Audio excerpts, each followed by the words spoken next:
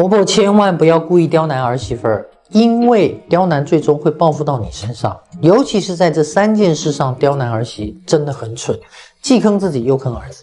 第一，对他们的婚姻生活指手画脚，挑拨他们夫妻感情。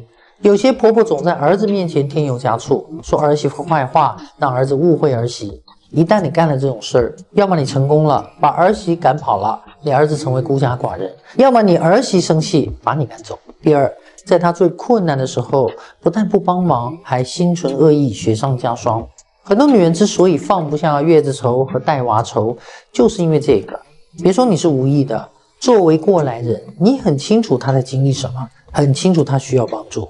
你没有时间就出点钱，没有钱身体还可以就去帮帮忙。如果你既没有钱也出不了力，身体还不行，那就给点温暖，给点爱，不挑事不闹事。第三，伤害孙子孙女，儿媳真的是跟你老死不相往来啊。有些婆婆重男轻女，甚至因为儿子儿媳哪个孩子都不待见。婆婆欺负儿媳，儿媳有时候可以忍，但如果伤害到自己的孩子，碰触了她的底线，那儿媳真的会不客气。婆婆对儿媳好，其实是为了未来，为老有所依去做一个准备。只要夫妻两人关系一直很好，到老的时候，你就会心安理得的去享受子女对你的照顾。因为只有先种下善因，才能得到善果，否则你还有可能坑了自己，也坑了儿子。千万不要惹这样的女人，她能看得懂你所有的套路，只是习惯性看透不说透。不要以为她善良心软就欺负她，因为她和别人不一样，她的通透与智慧都是生活的苦，赏给她的路。换个人跪着都未必能挺过来，而她不但走过来了，还能守住善良不变。这样的女人啊，人间难得，就算人不护着她，老天也会护着她。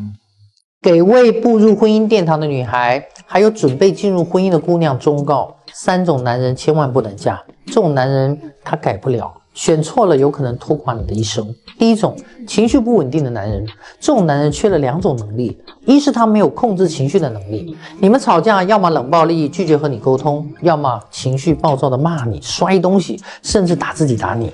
他失控了，他好的时候能把你宠上天，遇到这种男人，很多姑娘是分不掉的，就在煎熬中反复。二是这种男人没有理解你情绪，也就是共情的能力。你伤心、你难过、你压力大的时候，他理解不了。你在那哭，他觉得你矫情，在他那儿，你休想听到一句贴心安慰的话。婚后丧偶式的孤独就是这么来的。第二种，控制型的男人，这种男人会通过贬低、打压、否定你来控制你，俗称 PUA。小到你今天穿什么衣服、化不化妆，大到操控你的人生、限制你的成长。他做这些目的只有一个，就是你必须以他为主，一切听他的，让你认为你离了他，谁也不会要你。其实这种男人骨子里是自卑的，但他可怕的是打着爱的名义做着伤害你的事儿，不断的消耗着你，让你自我怀疑，活在痛苦中。第三种，自私自利的利己主义男人，他永远觉得自己没有错，他有一套自洽的逻辑思维，只要你俩出问题，那就是你的错，他不会向你低头服软。最可恨的是，他在外人眼中还是个好男人、好丈夫，是你不知足。跟这种人生活就是哑巴吃黄连，有苦说不出。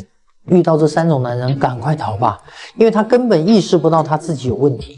你不能拿自己的幸福和人生去赌啊，毕竟结婚是一辈子的事。白老师，你对已婚男人都喜欢外面的野花怎么看？我觉得90%的男人在婚后遇到诱惑都抵挡不住，剩下的10%呢，是诱惑不够大。婚后再遇到心仪的对象，概率是很大的。聪明的男人他能守得住，知道什么事能做，什么事不该做，因为他清楚的知道婚姻是很重要的。首先他会影响钱财的，对吧？离婚是至少要分对方一半财产的。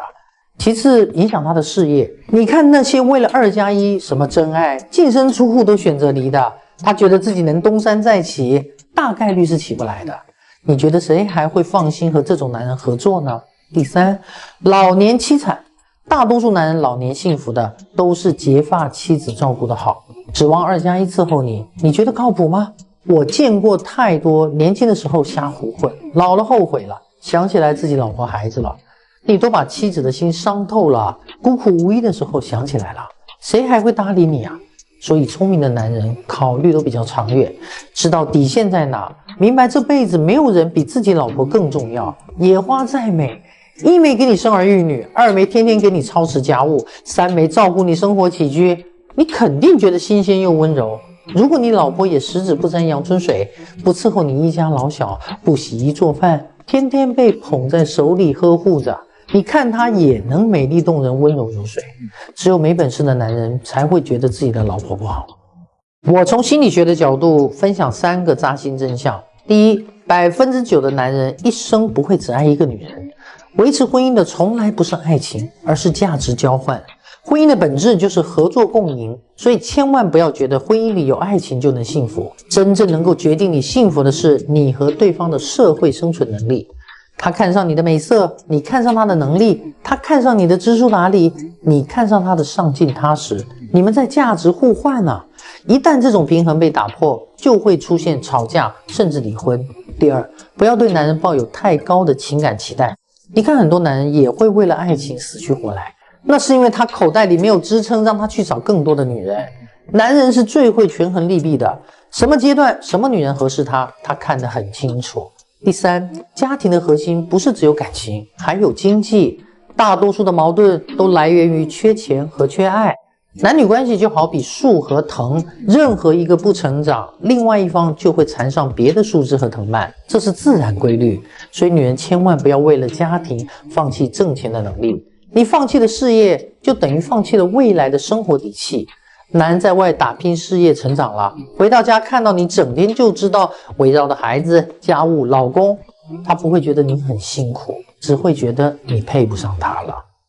有一种婆婆，表面上看着老实很好相处的样子，实际上非常狡猾，经常当面一套背后一套。无论她做了多少过分的事，在外人眼里都是儿媳妇不懂事。最让人可气的是，明明做了欺负儿媳妇的事儿，还让儿媳说不出口，说出来显得你不懂事、小气、事儿多，变成了外人眼里的坏媳妇儿。你遇到过这样的婆婆吗？知道惩罚男人最好的方法是什么吗？如果你听懂了，就会少受很多伤害。对男人来说，最狠的惩罚就是冷漠和无视他。不知道你有没有发现，当你特别渴望男人关注你的时候，他的表现就会让你特别失望。因为你越把注意力放在他身上，他就越能感受到你有多么爱他，有多么离不开他。那个时候他就不会再去理会你的感受了。毕竟男人都是向外侵略的，所以对付男人，你要以其人之道还治其人之身，用更长时间的沉默和无视狠狠地惩罚他。不要再去考虑这个男人还爱不爱你，一定要把你在男人身上的关注度抽离出来，这样他才会感到心慌和难过，懂了吗？